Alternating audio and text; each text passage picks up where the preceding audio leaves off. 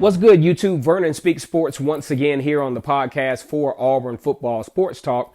Kennard Vernon Stewart, I'm your host here. We're going to be talking about a few things, but before we get started, go ahead and subscribe to the channel, hit the like button or unlike button, and once you hear the content, go ahead and get real active in the comment section where the Fearless and True Gang get very active. You get a lot of information. As a matter of fact, I garnish a lot of information from the comment section. On the loveliest plains of Auburn, the battle cry is War Eagle, and on this channel, it's always great to be an Auburn Tiger. Got some real good developments that are happening here in the next couple of days. Auburn will be having their first scrimmage on tomorrow, and it could go a long way in answering some of the questions that have been burning since spring football. As we all remember, there was a four-way quarterback battle going into the spring game with Cord Sandberg, Malik Willis, Bo Nix, and Joey Gatewood. We saw some promise from a lot of guys in that particular spring game. As a matter of fact, Malik Willis was actually practicing with the ones, and it was indicated from visual indication that he would actually play a part in the quarterback battle come this fall. But that turned out to not be the case because shortly after spring ball, Coach Malzahn and Kenny Dillingham decided to narrow the quarterback battle down to two. And those two, none other than Joey Gatewood and Bo Nix. Bo Nix, one of the best quarterbacks in Alabama history, broke all types of records, leading Pinson Valley High School to a state championship. Joey Gatewood, on the other hand, split in time while at Bertram Trail High School, had some pretty stellar numbers as well and solidifying himself as a viable dual threat quarterback. He and Bo Nix have been duking it out pretty much ever since then, leading up to fall camp. Now, the first scrimmage tomorrow, Gus Malzahn indicated that this could be or could go a long way in deciding who the starting quarterback will be. It was made mention through media outlets that Gus Malzahn has put these guys through all types of adverse situations. He sped the play calling up to simulate what he would like to do as a play caller this fall, and putting these guys in a position to showcase who could possibly be the best case scenario of the starting quarterback for the Advocare Classic when Auburn takes on Oregon. Now, to hear the media, you look on social media, you look on different media outlets. One side says, okay, it's definitely going to be Joey Gatewood. Dual threat quarterback, more physical presence, can throw the ball once the run pass options gets going and then the passing lanes get going. But the other side say, well, hey, look, even though Bo Nix is a true freshman, man, he possesses all the tangibilities. He can also run the football. There's not much separating these two guys physically. As a matter of fact, folks want to say that Bo Nix is probably faster than Joey Gatewood. So you're just kind of torn as to who the starting quarterback would possibly be. And this spring game, guys, I know this is this part of this fall camp is probably one of the more anxious portions of the fall camp because, hey, man, this time tomorrow or later on tomorrow, Gus Malzahn could potentially announce who the starting quarterback is going to be. And that could raise an even bigger can of worms. When you talk about the transfer portal, what if it is Bo Nix? Does Joey Gatewood decide to, hit the transfer portal? Or is there a situation where even though Bo Nix is the starter, there are packages in place to where Joey Gatewood would feel compelled to stay? Or what if Joey Gatewood is the starting quarterback? Bo Nix obviously wouldn't be, in my opinion, justified about hitting the transfer portal because he's a true freshman and still has time to develop. And let's just say Joey Gatewood doesn't pan out the way the coaching staff would like him to. He could wind up being the starter, say, by game 3, game 4. So it's a lot of questions and a lot of anxiety that goes into choosing it now, especially with the transfer portal in hand. I don't think those things will be an issue after practice tomorrow, and not even sure if the starting quarterback will be named after just one scrimmage.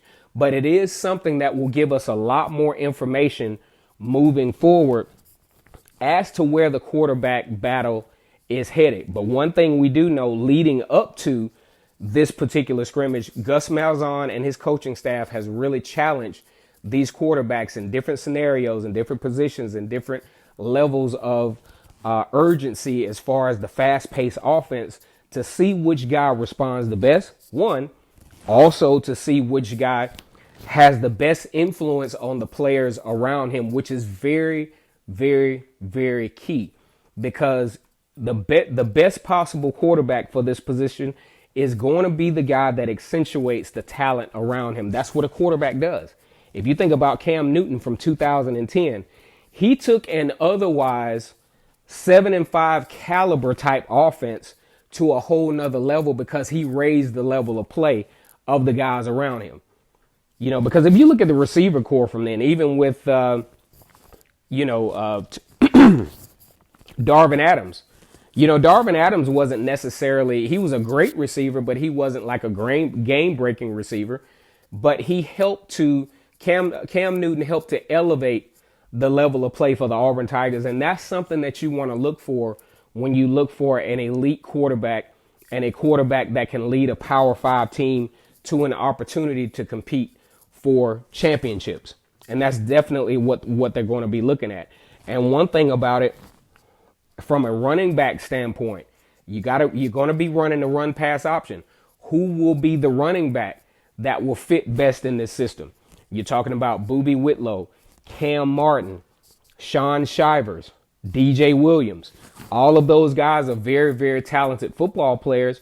Who's going to be the guy that steps up to also help accentuate the run pass option for the Auburn Tigers? These are all things that we're going to be able to see going into the scrimmage game on tomorrow. Another thing that has been a bit of a concern for the Auburn Tigers are the injuries. Probably the most headliner is the injury of Anthony Schwartz. Anthony Schwartz, high-end 4-star recruit, showed some promise last year, especially with his speed and his game-breaking ability. Actually broke his hand earlier in practice this week doing some blocking drills, which indicates that the coaching staff is putting receivers in the positions to where they have to block in order to make this run-pass option work. Now, just from the outside looking in, weighing in on all the media outlets that have made commentary on this particular injury, it appears that, Anthony Schwartz is a long shot from participating in the Advocare Classic against Oregon. However, just looking at it, he probably will be available. If it were me, I would probably just hold him out or have him in a limited role in the Kent State game right before Texas A&M to get him make sure he's comfortable in game situations, and definitely have him ready for the SEC play. Because yes, Auburn does need to beat Oregon for a lot of reasons. However, a loss to Oregon does not mean the end of the season, but a loss to Oregon would create a lot of anxiety with the fan base who really want to get this thing going, really want to get some wins solidified. But you also have to look at the big picture, and that's what I challenge Auburn fans to do, is look at the big picture, even in other things which we may or may not talk about in this particular video. Also, some other injuries that were noted. Eli Stove actually kind of aggravated his knee a little bit. Seems like he's going to be back in action. Seems like it's, nothing to see there. He was running drills and was well back in hand as far as his agility. So he appears that he's going to be okay. Also, KJ Britt missed practice. He was in the orange jersey. Cornish Miller was out. Cornish Miller actually one of those guys that can challenge to replace Dontavius Russell at that defensive tackle position, to challenge to replace Dontavius Russell at the defensive tackle position, which is going to be very important. If Auburn is going to have one of the top defensive lines in the country, that position is definitely going to have to be very solid. Also, on Friday, we talked about this before, and these are things that creates a lot of anxiety. This is something that The Auburn fan base they're really trying to get this thing going, especially from a recruiting standpoint. And I did a video on this yesterday, and the anxiety is just building and building. It kind of has that George Pickens effect, where George Pickens hadn't signed. George Pickens out of Hoover High School that eventually committed to Georgia. He hadn't signed. He was waiting to signing day to actually give his commitment, and he winds up committing to Georgia. Kind of similar to the anxiety that's being created by Tank Bigsby. Tank Bigsby, a high-end four-star recruit, probably one good run away from being a five-star recruit, is up for his announcement on Friday, and it's going to be huge because a lot of schools in the Southeast are really just drooling over this guy. He has the size, he has the agility, and he definitely has the ability, from what I could see on video footage, to be an immediate impact player in Power 5 football, especially in the SEC. So his announcement is probably going to be the most anxious news in the 2020 recruiting class that we've seen so far. One, because he just hasn't readily committed. Two, he's going to have this big announcement to where, you got all eyes will be on him as to whether he will sign with Auburn or not. Now, according to the media outlets, 24/7 Sports has a list of experts from all different schools or whatever the case may be that says that Tank Bigsby should choose Auburn. I'm talking about everything points towards Auburn. And the feel I get of this is a lot different from George Pickens, because in the last 3 weeks, leading up to signing day, especially with Riley Ridley leaving Georgia, McCole Hardeman leaving Georgia, Nada leaving Georgia. They lost a lot of upperclassmen. Georgia was basically depleted of experienced wide receivers. So George Pickens, that was a great pick for him to have an immediate impact. And I'm sure that's what Kirby Smart sold, along with 2 consecutive SEC championship appearances and a college football playoff appearance. So it was a nice sell.